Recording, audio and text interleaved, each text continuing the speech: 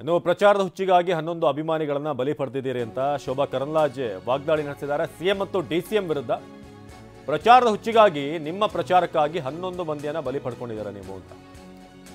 ಕಾಲ್ ತುಳಿತದಲ್ಲಿ 11 ಮಂದಿ ಬಲಿಯಾದ್ರು ಯಾರು ಹೊಣೆ? T20 ವಿಶ್ವಕಪ್ ವಿಕ್ಟರಿ ಪೆರೇಡ್ನಲ್ಲಿ ಮುಂಬೈನಲ್ಲಿ 10 ಲಕ್ಷ ಜನ ಸೇರಿದ್ರು.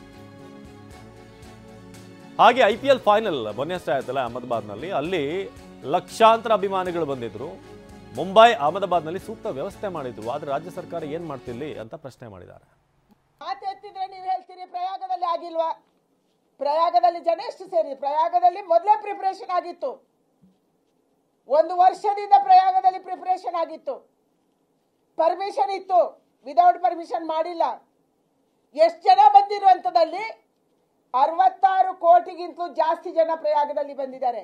ನಿಮ್ಗೆ ಕೇವಲ 2 ಲಕ್ಷ ಜನರನ್ನು ಮ್ಯಾನೇಜ್ ಮಾಡಕ್ಕಾಗಿಲ್ಲ. ಕ್ರಿಕೆಟ್ ಗೆದ್ದಾಗ ಮುಂಬೈನಲ್ಲಿ ಎಷ್ಟು ಜನ ಸೇರಿದ್ರು? 10 ಲಕ್ಷಕ್ಕಿಂತ ಜಾಸ್ತಿ ಜನ ಸೇರಿದ್ರು, ಒಬ್ರು ಸತ್ತಿರ್ಲಿಲ್ಲ. 3ನೇ ತಾರೀಕು ಕ್ರಿಕೆಟ್ ಆಡುವಾಗ RCB ಮತ್ತು ಪಂಜಾಬ್ ಟೀಮ್ ಆಟ ಆಡ್ತಿರುವಾಗ ನರೇಂದ್ರ ಮೋದಿ ಸ್ಟೇಡಿಯಂ ಅಲ್ಲಿ ಅಹಮದಾಬಾದ್ ಅಲ್ಲಿ ಸೇರಿದೆಷ್ಟು? 5 ಲಕ್ಷ ಜನ. ಏನೂ ಆಗಿಲ್ಲ. ಚಿನ್ನಸ್ವಾಮಿ ಸ್ಟೇಡಿಯಂಗೆ ಕೇವಲ 40,000 ಜನಕ್ಕೆ ಬರಕ್ಕೆ ನೀವು ಇಷ್ಟೊಂದು ಗೊಂದಲ ಮಾಡಿಕೊಂಡು ಯಾಕಾಗಿ? ಕೇವಲ ನಿಮ್ಮ ಪ್ರಚಾರದ ಹುಚ್ಚಿಗಾಗಿ. ಕಾಂಪಿಟಿಷನ್, ಪ್ರಚಾರ ಹೆಚ್ಚು DK ಶಿವಕುಮಾರ್ಗೆ ಸಿಗುತ್ತೋ, ಪ್ರಚಾರ ಹೆಚ್ಚು ಸಿದ್ದರಾಮಯ್ಯನವರಿಗೆ ಸಿಗಬೇಕು. ಈ ಪ್ರಚಾರದ ಹುಚ್ಚಿಗಾಗಿ ಇವತ್ತು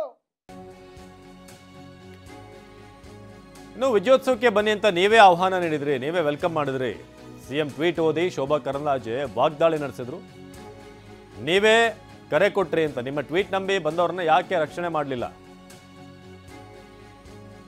ವಿಧಾನಸೌಧ ಬಳಿ ಅನಾಹುತ ನಡಿಬೇಕಾಗಿತ್ತು, ನೀವು ಕೊಟ್ಟಿರುವಂಥ ಕರೆಗೆ, ಸೇರಿರುವಂಥ ಜನರ ಸಂಖ್ಯೆಗೆ. ಆದರೆ ದೇವರ ದಯೆಯಿಂದ ಅಲ್ಲೇನೂ ತೊಂದರೆ ಆಗಿಲ್ಲ. ಅಲ್ಲಿ ಸೇರಿದಂಥ ಜನ, ಮರ ಹತ್ತಂತವ್ರು, ಹೈಕೋರ್ಟ್ ಬಿಲ್ಡಿಂಗ್ ಹತ್ತಂತವ್ರು ಎಲ್ಲರೂ ಕೂಡ ಇದ್ರು. ಸಿದ್ದರಾಮಯ್ಯನವರು ಟ್ವೀಟ್ ಮಾಡಿದ್ದಾರೆ, ನಾನು ನಿನ್ನೆ IPL ಪಂದ್ಯದಲ್ಲಿ ಭರ್ಜರಿ ಜಯಗಳಿಸಿ ತವರೂರಿಗೆ ಆಗಮಿಸುತ್ತಿರುವಂತ ಕರ್ನಾಟಕದ ಹೆಮ್ಮೆಯ RCB ತಂಡದ ಪರವಾಗಿ 4 ಗಂಟೆಗೆ ವಿಧಾನಸೌಧದ ಮೆಟ್ಟಿಲುಗಳ ಮೇಲೆ ಅಭಿನಂದಿಸ್ತೀನಿ. ನೀವೆಲ್ಲರೂ ಬರಬೇಕು, ನೀವೇ ಕರೆದಿರುವುದು. ಕೋಟ್ಯಾಂತರ ಅಭಿಮಾನಿಗಳು 18 ವರ್ಷಗಳ ನಂತರ ಕಾಯುವಿಕೆ ಕೊನೆಗೊಂಡು ಇಡೀ ರಾಜ್ಯದಲ್ಲಿ ಹಬ್ಬದ ವಾತಾವರಣ ಸೃಷ್ಟಿಯಾಗಿದೆ. ಬನ್ನಿ. ಕರ್ನಾಟಕ ರಾಜ್ಯ ಕ್ರಿಕೆಟ್ ಸಂಸ್ಥೆಯವರು ಒಂದು ಲೆಟರ್ ಕೊಟ್ಟಿದ್ದಾರೆ. ಥರ್ಡ್ ರಾತ್ರಿ ಇರ್ಬೋದು, ಇದು ಅವ್ರದೇ ಲೆಟರ್.